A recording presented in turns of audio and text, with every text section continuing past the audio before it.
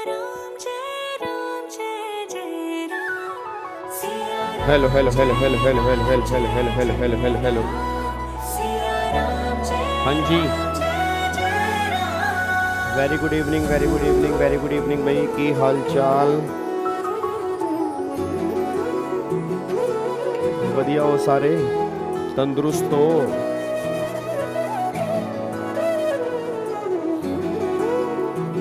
कुछ ही घंटे बाकी हैं बस तुम्हारे सीएस बनने में, कुछ ही घंटे बचे हैं बस तुम्हारे सीएस बनने में। पानी पिलाइए प्यासे को सुबह शाम जी, ओ भूखे को खाना खिलाइए। पानी पिलाइए प्यासे को सुबह शाम जी, ये कलयुग का दौर मिटाइए, दुनिया बचाइए, धरती पे आइए राम जी। ये कलयुग का दौर मिटाइए, दुनिया बचाइए, धरती पे आइए राम जी। तेरी जरूरत है ओ, तू ही मान मूरत है ओ, तेरी जरूरत है ओ, तू ही मान मूरत है ओ। सीता माँ की बातें बताइए, लोरियां सुनाइए, कराइए सैर चारों धाम की। ये कलयुग का दौर मिटाइए, दुनिया बचाइए, धरती पे आइए राम जी।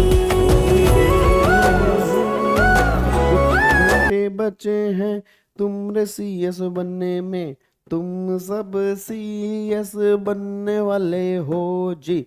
नाम के आगे सीएस तुम सब लिख डालोगे।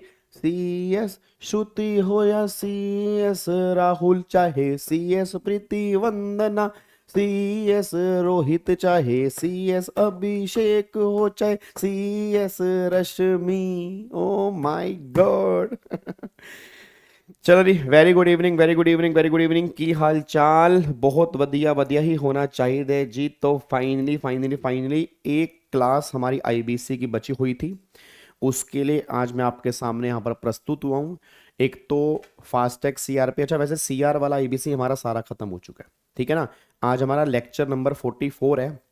जिनको नहीं पता बता दूं, 43 लेक्चर ऑलरेडी यूट्यूब पे पड़े हुए हैं, जिसमें हमने आईबीसी की बहुत बढ़िया तरीके से कोशिश की है रिवीजन करने की। और दो चीज़ें मैंने आपको दे दी थी, एक तो आईबीसी की समरी बुक आपको मैं प्रोवाइड करवा चुका हूँ, आईबीसी की समरी बुक मैंने व्हाट्सएप ग्रुप पे डाल दी थी। दूसरा, जितने भी आईबीसी के केस लॉस थे, जितने भी आईबीसी के केस लॉस थे, उसका बुक बना के, मतलब पीडीएफ फॉर्म मान लो, वो बुक बना के भी मैंने उस ग्रुप में डाल दिया था। तो दो चीजें मैंने आपसे वादा की थी, वो मैंने आपको दे दी थी, ठीक है। फिर एक बच्चे ने कहा था कि सर रेजोल्यूशन स्ट्रेटजी वाला एक चैप्टर है आईबीसी में, वैसे वो सीआर के अंदर भी हमने कवर किया था, तो वो एक बार हमें रिवीजन करवा दो, चाहे वो 15 मिनट, 20 मिनट, 25 मिनट, जितना भी होता है, एक बार ना गो थ्रू हो जाएगा ना, तो हमें वो चीज़ें रिकॉल हो जाएंगी। तो एक तो वो चैप्टर आज हम रिवाइज कर लेंगे। दूसरा, फास्टैग सीआरपी। वैसे फास्टैग सीआरपी के अंदर कुछ खास है नहीं, जो सीआरपी है ना, ये मान लो वही फास्टैग सीआरपी है। जितने डेज तुमने वहां पर पढ़े हैं, अप्रोक्सीमेट हाफ डेज बस यहाँ पे कैलकुलेशन है, बाकी सभी चीजें वही तुम्हें देखने को मिलेंगी जो तुमने नॉर्मल सीआरपी के अंदर पढ़ी थी। एक बार उसको भी हम देख लेंगे। उसके बाद फिर हमारा सीआर वाला आईबीसी तो पहले ही खत्म हो चुका था, इलेक्टिव वाला आईबीसी भी आज हमारा खत्म हो जाएगा। सर कैसी बात कर रहे हो? आपने कहा था सारा आईबीसी कराऊंगा, part number 3, part number 4, part number 5 कहां पर है? तो आपकी जानकारी के लिए बता दूं, उसकी 9 घंटे की मैराथन ऑलरेडी, उसका लिंक आपको मैंने बहुत पहले ही शेयर कर दिया था। याद करो, जब मैं बीच में छुट्टियों पर गया था तो मैंने कहा था कि वो मैराथन देख लेना, नहीं तो मैं ग्रुप में दोबारा से वो लिंक डाल दूंगा, ठीक है। नहीं तो मैं फिर दोबारा से वो लिंक डाल दूंगा, उसके थ्रू भी आप उसकी रिवीजन कर सकते हो। 9 घंटे में तीनों पार्ट बहुत बढ़िया तरीके से मैंने रिवाइज करवाने की कोशिश की है, तो उसके आपके तीनों के तीनों पार्ट रिवाइज हो जाएंगे। तो उसके बाद फिर आपका पूरा का पूरा 140 मार्क्स का आईबीसी पूरा का पूरा यहां पे रिवाइज हो जाएगा। जी, क्या बात समझ में आ रही है? एक सेशन मैं कमिटमेंट नहीं कर रहा, एक सेशन मैं कोशिश करूंगा लेने की। आज हमारी 2 दिसंबर है, तो मैं कोशिश करूंगा 7 या 8 दिसंबर को, जैसे मेरे को प्लान कर लगता है, कि जो जो सीआर के इंपॉर्टेंट केस लो आपके सप्लीमेंट में दिए हुए हैं, तो वो केस लो भी मैं तुम्हें करवा दूंगा। हो सकता है उसमें से भी तुम्हें कुछ केस लो देखने को मिल जाए, तो वो केस लो भी हम डिस्कस कर लेंगे, उसके लिए निश्चिंत हो जाना। ठीक है, तो आज हमारी आईबीसी की लास्ट क्लास होने वाली है। जो हमने इतनी लंबी मुहिम स्टार्ट की थी, मैंने फर्स्ट टाइम यूट्यूब पे इतना लंबा चौड़ा आईबीसी मैंने कराया है। ठीक है, और मेरे मन में इस बार आया था कि मेरे को आईबीसी अच्छे से कराना है, तो मोटा मोटी अगर आप देख के चलोगे 44 सेशन और 9 घंटे, अप्रोक्सीमेट 53 या 54 आवर्स में हमने पूरा आईबीसी रिवाइज किया, जिसमें कई बार तो रेगुलर बैच लोगों के खत्म हो जाते हैं। हमने रिवीजन की है 54 आवर्स की, पूरा यूट्यूब पे फ्री पड़ा हुआ है, आप इसको आराम से देख सकते हो जी।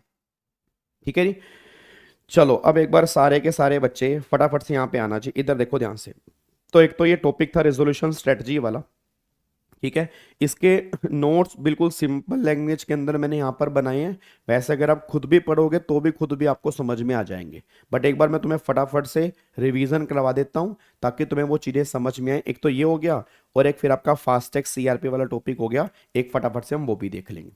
पहले ऐसा करते हैं, पहले रेजोल्यूशन स्ट्रेटजी वाला पढ़ लेते हैं। अच्छा, ये सीआर वाले आईबीसी के अंदर भी है, ये इलेक्टिव वाले आईबीसी के अंदर भी है, और इवन ये टॉपिक ऑलमोस्ट सीआर के अंदर भी है। मतलब ऐसा सा टॉपिक जो है वो सीआर के अंदर भी तुम्हें देखने को मिलेगा जी। ठीक है, चलो अब एक बार इस चैप्टर का ना पहले थोड़ा बेस समझ लो। रिजोल्यूशन स्ट्रेटजी का मतलब क्या है?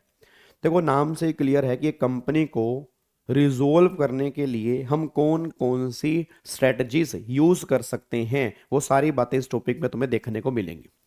याद है मैंने कहा था एक कंपनी में ना 2 केस होंगे, या तो उस कंपनी की इंसॉल्वेंसी को हम रिजोल्व करेंगे, या अगर वो इंसॉल्वेंसी रिजोल्व नहीं होगी तो फिर वो कंपनी वाइंड अप होगी। 2 ही तो केस होंगे, या तो उसकी इंसॉल्वेंसी को रिजोल्व करेंगे, अगर उसकी इंसॉल्वेंसी रिजोल्व नहीं होगी तो फिर उस कंपनी को हम क्या करेंगे, वाइंडिंग अप करेंगे। यही 2 चीजें होंगी। हमारा फर्स्ट प्रायोरिटी क्या होगी, उस कंपनी को रिजोल्व करना।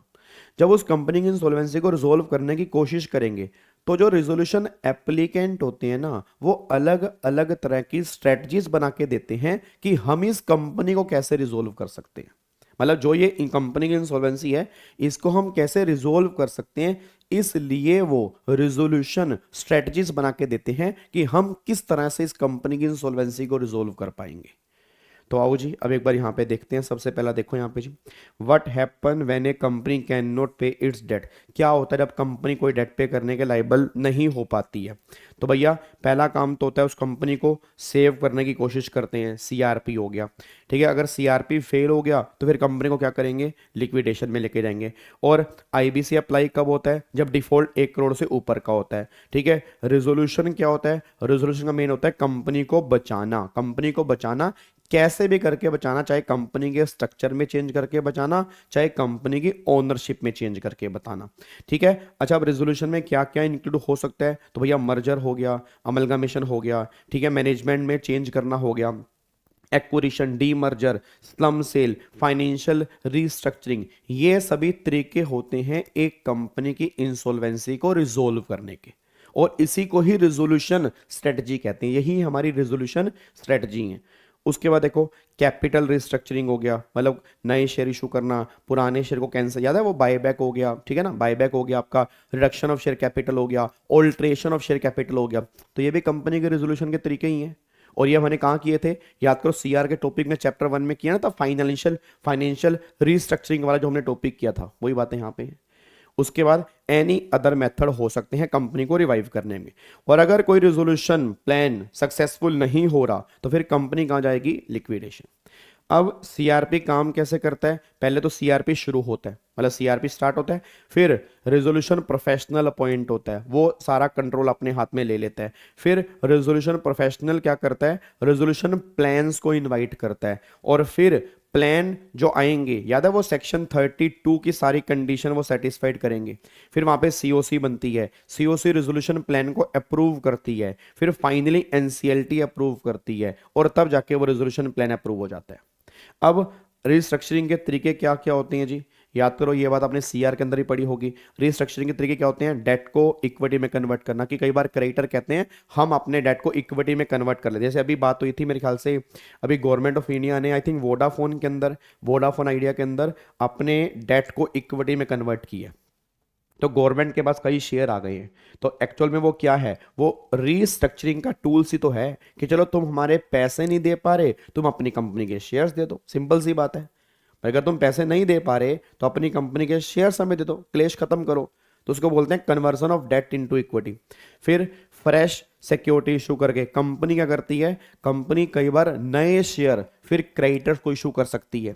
उसके बाद जो पुराना डेट है वो छोड़ सकती है, या जो इंटरेस्ट रेट मान लो 9% है उसको 7% कर दिया, ठीक है, ताकि वो बंदा जल्दी पैसे चुका पाए, या 5% कर दिया। मॉडिफिकेशन किसमें? इंटरेस्ट में जी। फिर what about the asset reconstruction company? अब ये एसेट रिकंस्ट्रक्शन कंपनी कौन सी होती है? जो डेट एक्वायर कर लेती है। जो क्या कर लेती हैं? डेट एक्वायर कर लेती हैं। देखो यहाँ पे ARC are created under SARFAESI act. अब ये सारफेसी एक्ट में होती हैं एआरसी, याद है आपको? मैंने पहले भी कहा था कि अगर मेरे को अपना डेट बेचना है तो डेट में किसको बेचता हूँ? डेट बेचता हूँ एसेट रिकंस्ट्रक्शन कंपनी को, और वो थोड़ा सा कम प्राइस पर बेच देता हूँ जी। एक मैंने कहा था recourse basis, non recourse basis हो गया, फैक्टरिंग, अगर आपको याद आ रहा फैक्टरिंग वाला कॉन्सेप्ट, वही बात यहाँ पे। एआरसी क्या करते हैं? देखो लिखे ना, buy the bad loan of the company from bank, discuss the restructure of the loan with the company, this help faster cleaning of stress asset. Word SARFAESI act allow lender ARC to do. अब SARFAESI act क्या allow करता है ARC को? Under SARFAESI bank and ARC can क्या कर सकते हैं? Take control the borrower management. जो बोरोर की मैनेजमेंट है उसको कंट्रोल, ऑब्वियस सी बात है, जब मैं डेट बाय करूंगा तो कंट्रोल भी तो मैं ही करूंगा। फिर use this power even during CRP. अब इस पावर को सीआरपी के अंदर भी वो यूज कर सकते हैं। Why were ARC created? ARC create क्यों किया गया था? तो SARFAESI act created ARC mainly so that bank can sell their NPA to ARC, ARC then try to recover और restructure these loan. Earlier ARC were not allowed to do anything else without RBI permission, but अब ऐसा नहीं है, अब यहां पे ARC कर सकता है। अब important restriction, if ARC become a resolution applicant and its plan is approve, अगर उसका प्लान अप्रूव हो जाता है, it can not keep major control और influence over the company more than 5 year. After 5 year ARC must reduce its control. और 5 साल तक ARC को कंट्रोल मिलेगा, उसके बाद फिर एआरसी को अपना कंट्रोल लूज करना पड़ेगा। जैसे याद नहीं आपने वो टेक ओवर वाला चैप्टर पढ़ा होगा, टेक ओवर के अंदर होता है कि हमें अपना क्या नाम होता है, टेक ओवर की रेगुलेशन नहीं होती कि अगर मान लो इतने से, अगर मेरे इतने परसेंट से अगर ऊपर शेयर हो गए तो फिर कंपनी को ऑफर निकालना पड़ता है, ठीक है, मतलब इतने परसेंट से आप ऊपर शेयर नहीं रख सकते, आपको फिर अपने शेयर खत्म मतलब कम करने पड़ते हैं। वही सेम बात यहाँ पे निकल कर कि अगर एआरसी रेजोल्यूशन एप्लीकेंट कितना पॉइंट हो गया तो 5 साल तक वो कंपनी को कंट्रोल कर पाएगा, उससे ऊपर वो कंपनी को कंट्रोल नहीं कर पाएगा, उसको अपने वोटिंग राइट जो है वो रिड्यूस करने पड़ेंगे। What can a resolution applicant do? अब रेजोल्यूशन एप्लीकेंट क्या कर सकता है? whoever become the resolution applicant, ARC और any other, कोई भी जो resolution applicant बन रहा है क्या कर सकता है? can restructure the company। कैसे? using financial और operational restructuring methods such as management को चेंज करना, डेट को कम करना, लोन टर्म को एक्सटेंड कर देना, डेट को इक्विटी में कन्वर्ट करना, एसेट बेच देना, रीऑर्गेनाइजिंग बिजनेस को रीऑर्गेनाइज करना, इंप्रूविंग ऑपरेशन। आईबी से does not the limit method, the applicant can choose any combination that file the company reservation. Obviously बात ये निकल के आ रही है कि कंपनी को हमें रिवाइव करना है, बस मेन पॉइंट ये निकल के आ रहा है कि कंपनी को हमें रिवाइवल करना है, कंपनी को हमें बंद नहीं करना, वो ये बात कहना चाह रहे हैं। कंपनी को बंद करना हमारा मोटिव नहीं है।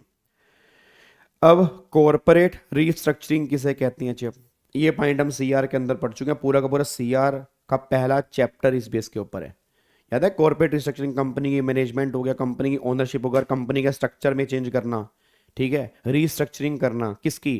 कंपनी की रीस्ट्रक्चरिंग करना।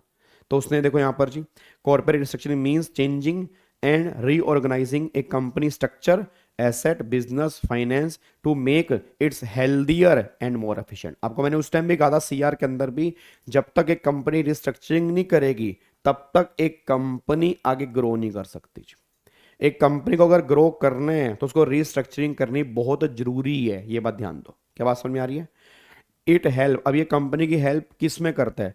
लॉस कम से कम हो, प्रोडक्टिविटी इंप्रूव करने में, कंपटीशन मैनेज करने में, क्रेडिटर्स को सेटिस्फाई करना, फिर जॉब को प्रोटेक्ट करना और avoid liquidation.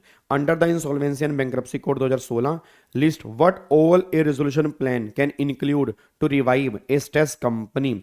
This aim the maximize of the value and revival of the company. Simple explanation of each measure under Regulation 37. I am breaking each clause into simple one paragraph. इसका मतलब क्या? देखो अब किस तरह से रिस्ट्रक्चरिंग कर सकते हैं। पहली बात, आपने एसेट ट्रांसफर कर दी, अब सारी एसेट ट्रांसफर कर दिया, कुछ एसेट ट्रांसफर कर दी ताकि कंपनी का रिवाइवल अच्छे से हो सके, कुछ एसेट्स को आपने डायरेक्टली सेल कर दिया। फिर रीस्ट्रक्चरिंग थ्रू मर्जर अमलगामेशन। आपने क्या किया?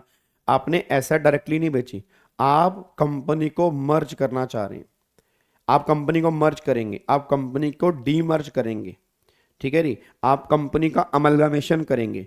फिर substantial acquisition of shares, merger with others, another company और investor can take major ownership of the debtor company और टू कंपनी में be combine create a strong entity.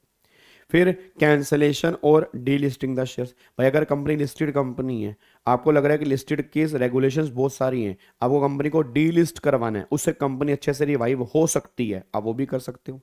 Modification और सेटिस्फेक्शन ऑफ सिक्योरिटी इंटरेस्ट जी, the plan में change और settle the secured loan, for example releasing a mortgage, reducing security value और agreeing the new terms with the lender. ये काम भी आप कर सकते हो।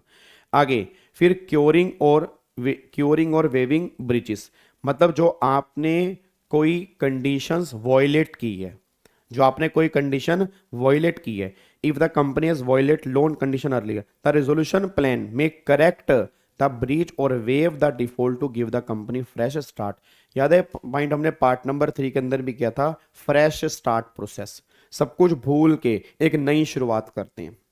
कहते ना कि पास्ट भूल जाओ, पास्ट में क्या हुआ था, जो गलतियां हो गई वो माफ करो, आगे से हम गलती नहीं करेंगे। तो वही बात यहाँ पे आ रही है।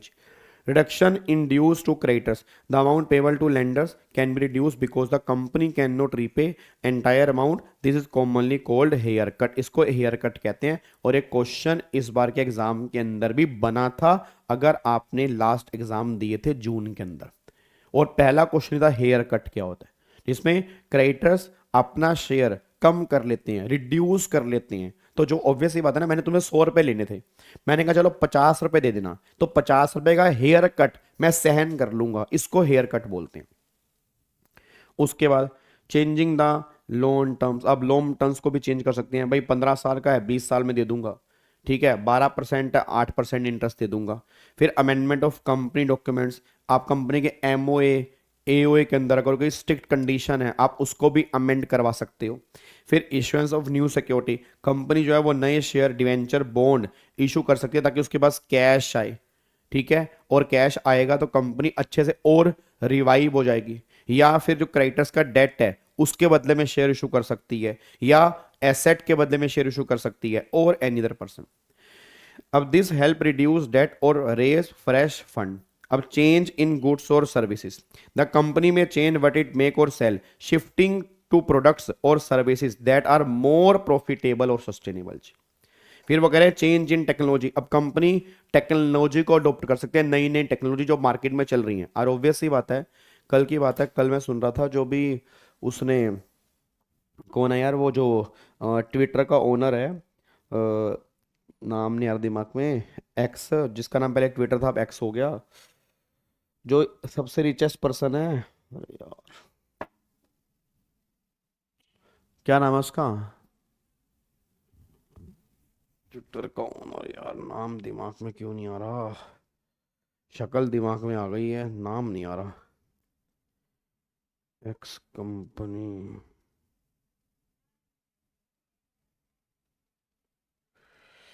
यार दिमाग में क्यों नहीं आ रहा,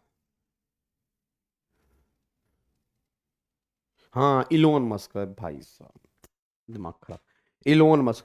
अब इलोन मस्क ने अभी लेटेस्ट में ना इंटरव्यू दिया है, आप यूट्यूब पे जाके देखना है, गूगल पे सर्च करना।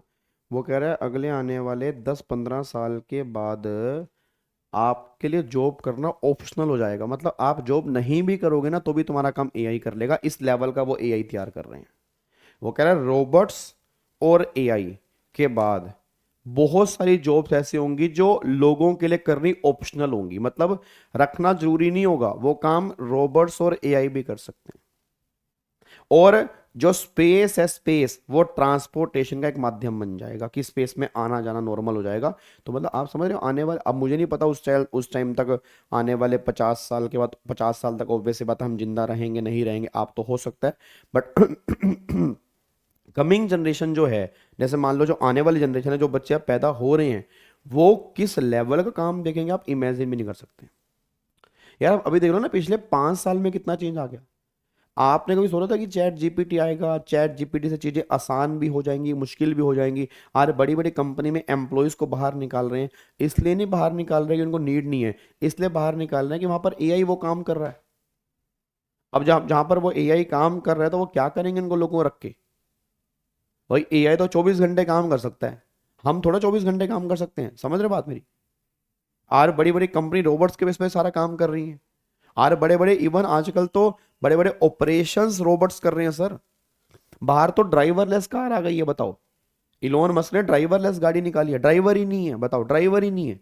अभी वो इंडिया में इतनी नहीं चल सकती, बट बाहर तो आ गई है, टेक्नोलॉजी तो बन चुकी है। तो अलग ही लेवल पे काम जाने वाला है आने वाले टाइम के अंदर, बस ये पर ध्यान देना चाहिए।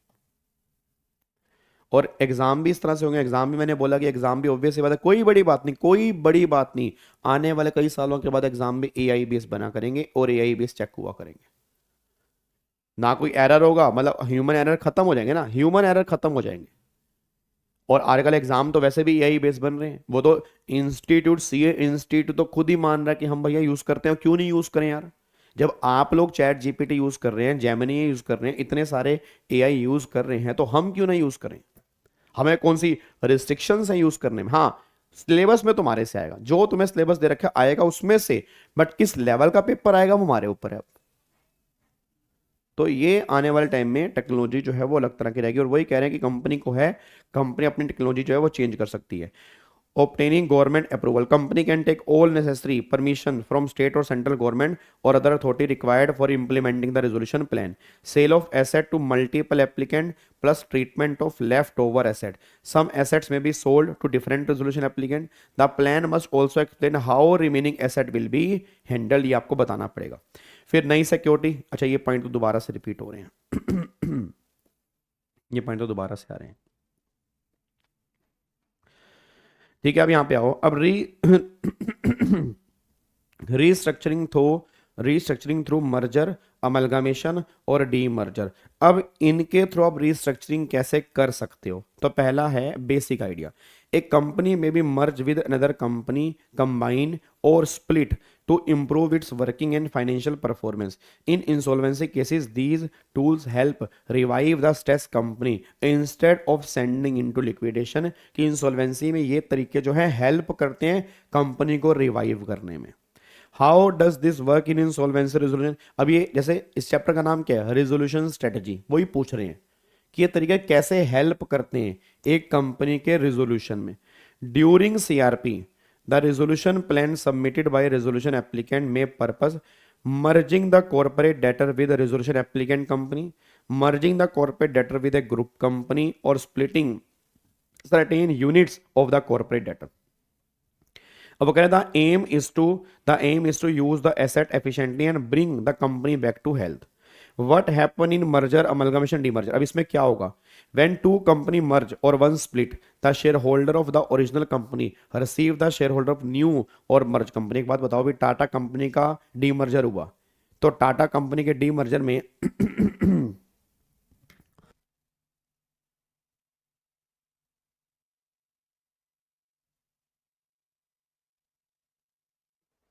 अभी टाटा कंपनी का जो डीमर्जर हुआ, तो टाटा कंपनी के डीमर्जर में क्या टाटा कंपनी के दोनों, एक तो पैसेंजर और एक कमर्शियल, क्या दोनों कंपनी के शेयर्स मिले या नहीं मिले? बिल्कुल मिले। मेरे पास टाटा मोटर्स के शेयर थे, तो टाटा मोटर्स के शेयर मेरे पास थे, अब उन्होंने कंपनी ने क्या किया, डीमर्ज कर दिया। मेरे पास पैसेंजर मोटर व्हीकल के भी शेयर हैं, मेरे पास कमर्शियल मोटर व्हीकल के भी शेयर हैं। तो मतलब किसी भी तरह से कंपनी को खत्म नहीं करना, तरीके ढूंढने हैं कि कंपनी का रिवाइवल हो सके। उसके बाद how does this help in the insolvent company after the merger और अमलगमेशन क्या होगा? Healthier company fund and cash flow can be used for the debtor company working capital and capital expenditure. The merged entity can use the stronger company brand value, goodwill, technology, expert manager, manpower, financial resources, ये सब use कर सकती है। जब वो use करेगी तो company का रिवाइवल जल्दी होगा जी। वाई डी मर्जर में, अब डी मर्जर कैसे हेल्प करेगा? अब डी मर्जर वैल्यू क्रिएट करने में हेल्प करेगा।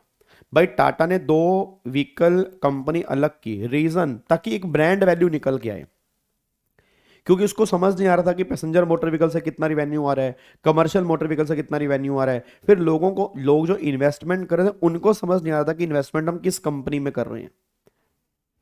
तो उसने बोला some time a corporate debtor have one loss making unit and another profitable unit. Demerger separate them so the good unit can be revived and the bad unit can be dealt with separately. This improve operational efficiency. Additional restructuring may also be needed even after merger demerger. Some financial restructuring like reducing debt, changing loan terms, and operational restructuring like reducing cost may be required to fully revive the company. अब यहाँ पर एक case लो दिया हुआ है जी, क्या कह रहे हैं? NCLAT clarify that a resolution plan can include merger amalgamation, के रेजोल्यूशन प्लान में मर्जर अमलगमेशन हो सकता है। IBC has overriding power, so if any other law restrict merger amalgamation IBC provision will prevail. मतलब मर्जर और demerger is fully allowed as a part of resolution plan. ये बहुत important point है जो आपके एग्जाम के अंदर पूछ सकते हैं जी। फिर restructuring through acquisitions of controlling stake और परचेज ऑफ शेयर। ये अब मान लो आपने मर्जर अमलगमेशन नहीं करना, आप किसी के शेयर्स परचेज करके उस पर कंट्रोल करके आप उस कंपनी की बातें मनवा सकते हो ना, तो ये भी एक तरह की रिस्ट्रक्चरिंग ही तो है। भाई मैंने कंपनी को एक्वायर नहीं किया, अमलगमेशन नहीं हुआ, बट उस कंपनी के मैंने शेयर ले लिए ताकि अब वो कंपनी जब भी डिसीजन लेगी वो मेरे से पूछ के ही लेगी। तो अल्टीमेटली अगर वो कंट्रोल, जैसे रिलायंस ने हेमलेस को क्या कर लिया, एक्वायर कर लिया, तो रिलायंस का कंट्रोल हेमलेस पे है, उसकी मैनेजमेंट पे जो है वो रिलायंस का ही कंट्रोल है। देखो उसने क्या बोला, restructuring through acquisitions of controlling stake plus purchase of share. Resolution applicant new buyer जो है take control of the corporate debtor by acquiring majority shares and replacing the old management. This can happen 2 ways. पहला method 1 cancel reduce old share bring new share, पहला तो ये हो सकता है। दूसरा बाय एग्जिस्टिंग शेयर्स प्लस में infuse fund, मतलब वो क्या करेगा, the resolution applicant by existing shareholder usually for a very small amount because the company is insolvency, then he put more money into the company either equity और debt और mix both so that company can function again. बस ये पर ध्यान दो। अब फिर या वो मैनेजमेंट चेंज करेगा। मैनेजमेंट चेंज में क्या होगा, after taking control the board of director is replaced, nominee director of the resolution applicant are appointed, he appoint a new CEO, CFO, other KMP, फिर वो अपॉइंट करेगा। अब यहाँ पे देखो वो एग्जाम्पल दे रखे हैं जी, एक एग्जाम्पल ये और एक एग्जाम्पल ये और एक एग्जाम्पल ये। भूषण स्टील वाला ये लेटेस्ट एग्जाम्पल है। भूषण स्टील में क्या हुआ था, भूषण स्टील जब बिकने को तैयार थी, इंसॉल्वेंसी में थी, तो टाटा ग्रुप ने क्या किया, एक्वायर इतना share of Bhushan steel, paid only 158 crore for this stake, very low price, this infuse इतने crore 1 more as loan convertible debt to repay the creditor, so shares ownership additional fund revival of the business. बस ये पर ध्यान दो। अब अगला वो कह रहे हैं रीस्ट्रक्चरिंग कैसे, conversion of debt into equity, ये भी हम पहले कर चुके हैं। ये पॉइंट तो हमने सीआर के अंदर भी डिस्कस किया था कि डेट को आप इक्विटी में कन्वर्ट करके भी रिस्ट्रक्चरिंग कर सकते हो, जो अभी वोडाफोन आइडिया के अंदर I think government of India ने किया है। और इवन आजकल बहुत सारी कंपनी है कि जहां पे तुम लोन नहीं दे पा रहे, तो ठीक है लोन मत दो, फिर मुझे अपनी कंपनी के इक्विटी दे दो, मैं ये मान लूंगा कि भैया मेरा लोन चुका दिया तुमने। तो इस तरह से भी तुम रिस्ट्रक्चरिंग कर सकते हो।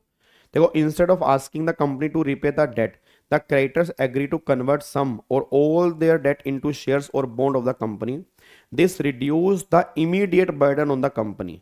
What can debt be converted into equity share, preference share, debenture, bonds, तुम कैसे भी कन्वर्ट कर सकते हो। Why is this done? क्यों करना? Because the corporate debtor has defaulted and can not repay the loan, वो लोन रीपे नहीं कर सकता, सो दैट क्रेडिटर से instead of my loan give me shares और bond, at least I get something and the company survive. अब इसका effect क्या होगा, लोन कम हो जाएगा, फिर only a sustainable portion of debt remain, थोड़ा सा लोन बचेगा, the unsustainable parties either convert into share या वेव ऑफ हो जाएगा, मतलब या तो वो कन्वर्ट कर लेंगे या उसको माफ कर देंगे। ये एग्जांपल उसके दिए हुए हैं जी, एक बार आप इसको रीड कर सकते हो। अब अगला पॉइंट फिर यहां पे आ रहा है इंटरनल रीस्ट्रक्चरिंग। अब इंटरनल रीस्ट्रक्चरिंग का मतलब पता क्या होता है, बायबैक हो गया, रिडक्शन ऑफ शेयर कैपिटल हो गया, ऑल्ट्रेशन ऑफ शेयर कैपिटल हो गया, मतलब मोटा मोटे इंटरनल का मतलब है कि जहां पे आप मर्जर डीमर्जर की बात नहीं कर रहे, अपनी कंपनी के अंदर ही कोई चेंजेस कर रहे हैं। When a company becomes insolvent and goes CRP, it need a resolution plan. The plan must be approved by COC and CLT. To revive the company, the resolution plan may use external restructuring. ये हो गया internal restructuring. वो देखो improving working and finance inside the company. Why internal restructuring is needed? क्यों जरूरी है?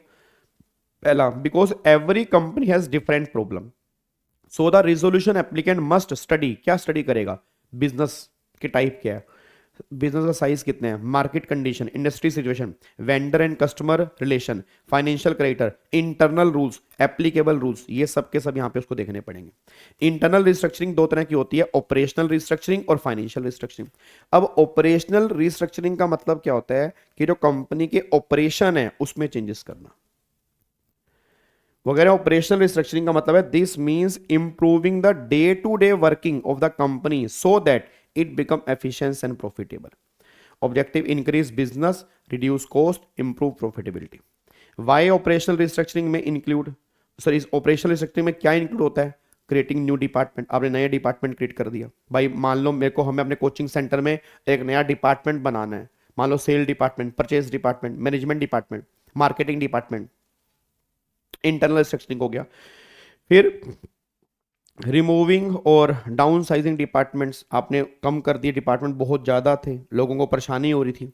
Focusing on core product, जो अनकोर product हैं उसको आपने हटा दिया यहाँ से जी, उसको आपने हटा दिया यहाँ से। फिर making the company lean and efficient जी, आपने एक्स्ट्रा स्टाफ, वो जैसे कहते हैं ले ऑफ कर दिया, बाहर निकाल दिया स्टाफ को। फिर ले ऑफ और स्किल अपग्रेडेशन। फिर कोलैबोरेशन विद एक्सपर्ट, आपने थर्ड पार्टी के साथ कोलैबोरेशन कर लिया ताकि दोनों मिलकर एक अच्छे लेवल पे काम करें जी। Operational restructuring in the resolution plan, अब इसका इफेक्ट रेजोल्यूशन प्लान में कैसे आएगा, the resolution applicant must clearly show क्या, what operational changes they will make, how this changes will revive the company, how the business will run in the future. ये सारी बातें resolution applicant को बतानी पड़ेंगी, बस ये पर ध्यान दो। ठीक है जी। अब यहाँ पे फिर दो रेगुलेशन है। रेगुलेशन 37 अलाउ करती है क्या, आप प्रोडक्ट पोर्टफोलियो चेंज कर सकते हो, जो वो कंपनी सर्विस दे रही है उसका, उस सर्विस को चेंज कर सकते हो, आप टेक्नोलॉजी चेंज कर सकते हो, ठीक है, और कोई भी ऑपरेशनल चेंजेस जो कंपनी को रिवाइवल के लिए जरूरी है वो भी कर सकते हो।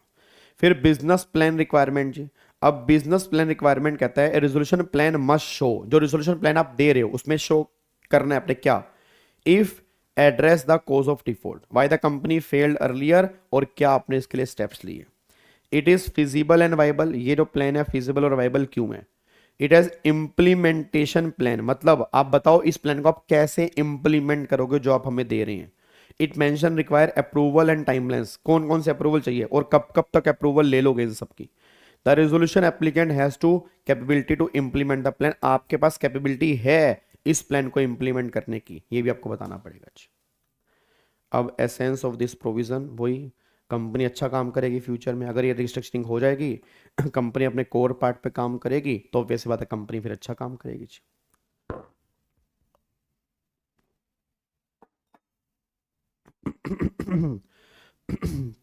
वो फाइनेंशियल रिस्ट्रक्चरिंग, अब फाइनेंशियल रिस्ट्रक्चरिंग का मतलब क्या होता है, एक कंपनी financial structure mainly consist of equity और debt. Why financial restructuring is needed, भाई क्यों नीडेड है, भाई poor financial performance, if the company is unable to pay debt और its making loss, it must reduce debt और high interest को so that the financial burden become lighter. External competition, when competitor grows stronger, a company may need more fund to survive or to match them. regain market share. If the company is losing customer, it must reorganize finance to invest again in the operation. फिर new market opportunity, आजकल market में नई नई opportunities आ रही हैं, उसके लिए उसमें हमें एंटर करना है, उसके लिए फाइनेंस चाहिए, तो फाइनेंशियल रिस्ट्रक्चरिंग चाहिए. फिर अगर कोर कंपिटेंस में जाना है तो उसके लिए मुझे फंड रेज करना पड़ सकता है, क्योंकि अगर मुझे उसी में ही नाम बनाना है तो उसके लिए मुझे फाइनेंस चाहिए होगा, और यहां पर फाइनेंशियल रिस्ट्रक्चरिंग की नीड होगी. Financial distress. Many times restructuring is not a choice but compulsion because company cannot pay debt, loan are becoming NPA, bank and creditor insist on a restructuring plan कि आपको restructuring करनी पड़ेगी क्योंकि हमने तुम्हारा पैसा लेना है. अब व्हाट फाइनेंशियल रिस्ट्रक्चरिंग डस, क्या करती है financial restructuring? Financial restructuring company के फाइनेंशियल पोजीशन को हेल्दियर, लाइटर और मोर स्टेबल करती है. ये करती है फाइनेंशियल रिस्ट्रक्चरिंग. अब ये डेट रिस्ट्रक्चरिंग और इक्विटी रिस्ट्रक्चरिंग अभी ये मैं नहीं पढ़ा रहा, क्योंकि ये ऑलरेडी हम सीआर के अंदर आप जाके पढ़ना, ये पूरा का पूरा टॉपिक हम वहां पर अच्छे तरीके से पढ़ चुके हैं. वही कन्वर्जन डेट, फिर वही सेम बात यहाँ पे निकल के आ रही है. ये सेम वही बात है जो हम सीआर के अंदर भी और इवन पहले भी पढ़ चुके हैं. ठीक है, याद है? देखो, अनसिक्योर्ड लोन, ठीक है, अनसिक्योर्ड लोन को सिक्योर्ड लोन में कन्वर्ट करना, लॉन्ग टर्म बोरे को शॉर्ट टर्म बोरिंग में कन्वर्ट करना, ये वही सारे वही पॉइंट यहाँ पे निकल के आ रहे हैं जी. और फिर यहाँ पर इन्होंने भूषण स्टील का एग्जाम्पल दे रखा है जो भी हमने ऊपर पढ़ा था जी, ये उसका एग्जाम्पल ही चल रहा है. ये पॉइंट हम पहले कर चुके हैं, ये दोबारा से यहाँ पे आ रहा है जी. ये सब देखो, ये सारा सारा पॉइंट दोबारा से ना, मेरे को लग रहा है दोबारा से यहाँ पे कॉपी हो गया. अब एक बार यहाँ पे आ जाओ. अब sale of corporate debtor as a going concern. अब अगर मान लो आप कॉर्पोरेट डेटा को बेचना चाह रहे हो तो ऑब्वियस सी बात है आप ऐसे गोइंग कंसर्न के अंदर बेचोगे ना, कि वो सामने वाली कंपनी जो इसको ले रही है कंपनी बंद ना कर दे. When a company goes into liquidation, normally its assets are sold piece by piece. But Regulation 32A allows something better. Sell the entire company as a going concern. This means the buyer purchase the whole business, asset, employee, license, goodwill as it is running. This give higher value compared to selling separate asset. Obvious सी बात है. अब going concern sale क्या है? Going concern sale का मतलब है कि business चलते हुए बिक जाए. मतलब ये चलता हुआ बिजनेस कितने का लोगे, ये हमारी ट्राई है. बिजनेस बंद करके तो अलग अलग एसेट तो बिक जाएंगी, चलता हुआ बिजनेस कितने का लोगे ये हमें यहां पे देखना है. देखो जी, तो try going concern sale first. पहले आप गोइंग कंसर्न की ट्राई करो, फिर आप एसेट्स और liability which will be sold. There are two possibilities. COC has already identified the group of asset liability, then those will be sold as going concern. COC has not identified them. अगर नहीं identify की, then liquidator decide which asset liability should be sold together. He will consult the stakeholder consultation committee. और time limit जो है वो 90 दिन के अंदर है. 90 दिन के अंदर आपको बेचनी है. और अगर 90 दिन के अंदर नहीं बेचोगे तो फिर वो इंडिविजुअली एसेट बेची जाएंगी. फिर गोइंग कंसर्न वाला मुद्दा नहीं है, फिर इंडिविजुअल एसेट बेच के हम यहाँ पे रिकवरी करेंगे. ठीक है जी. देखो यहाँ पे वही सिंगल, फिर स्लम सेल. स्लम सेल याद है वो सेक्शन 50B जिसके अंदर पूरी की पूरी अंडरटेकिंग हम बेच देते हैं जी. फिर आप ग्रुप ऑफ एसेट करके बेच रहे हो, ठीक है, या आप एसेट को ब्रेक करके बेच रहे हो, उनके ब्लॉक्स बना के बेच रहे हो, मतलब सेम कैटेगरी के ब्लॉक्स बना दिए, उसके अकॉर्डिंग आप उन्हें सेट को बेच सकते हो जी. सेल द एंटायर कंपनी, ये हमने डिस्कस कर लिया. सेल वन और more business of the company as a going concern, आप इस तरह से बेच सकते हो जी. अब यहाँ पे हैं ये कुछ केस लॉज हैं. अब एक बार यहाँ पे केस लॉ देखो जी. केस लॉ क्या है, ये थोड़े से इंपॉर्टेंट हो सकते हैं अगर तुम्हारे एग्जाम के अंदर बन जाए. अब यहाँ पे चेक करो वो क्या कह रहा है जी. कह रहा है एनसीएलटी ने कहा if liquidator sell a company as going concern there is no mandatory need for NCLT approval, कि इसमें एनसीएलटी अप्रूवल की नीड नहीं है. But IBC plus regulation is silent about what relief concessions the buyer get. So practically buyer shall need NCLT approval for additional protection जी. Why? Because buying the company without relief from old problem become useless. So NCLT approval become necessary to give relief, not for sale of itself. मतलब simple सी बात है, NCLT की approval चाहिए इसलिए नहीं कि हम एसेट बेच रहे हैं, सेल के लिए नहीं, रिलीफ प्रोवाइड करने के लिए कि हाँ भाई NCLT की नजरों के सामने से किया है. तो यहाँ पर NCLT अप्रूवल चाहिए. फिर एक जजमेंट है Vishisht service limited versus SV Ramani. NCLAT clarify that going concern sale really means going concern sale is equal to sale of both assets and liability together। ये बात ध्यान रखना, ये केस स्टडी आपके एग्जाम के अंदर बन सकती है कि गोइंग कंसर्न का मतलब क्या सिर्फ एसेट बेस्ड है, नहीं, गोइंग कंसर्न का मतलब होता है एसेट्स एंड लाइबिलिटीज दोनों एक साथ निकालना, बस ये पर ध्यान दो जी। उसके बाद एक simple explanation, in this case NCLT protected the buyer by holding the successful buyer of a going concern company is not responsible for past liabilities. Past liability में ये सारी लाइबिलिटीज आएंगी, meaning whatever happen before the sale buyer is not responsible. Obvious सी बात है, obvious सी बात है भाई, मेरे को कंपनी खरीदने से पहले अगर कोई डिफॉल्ट है तो उसके लिए मैं रिस्पॉन्सिबल क्यों रहूंगा। This protect buyer from getting trap in old problem. ये तो आई थिंक हमने सेक्शन 32A के अंदर भी किया था जी, याद करो 32A हमारा इसी तरह की बात बोलता था जी।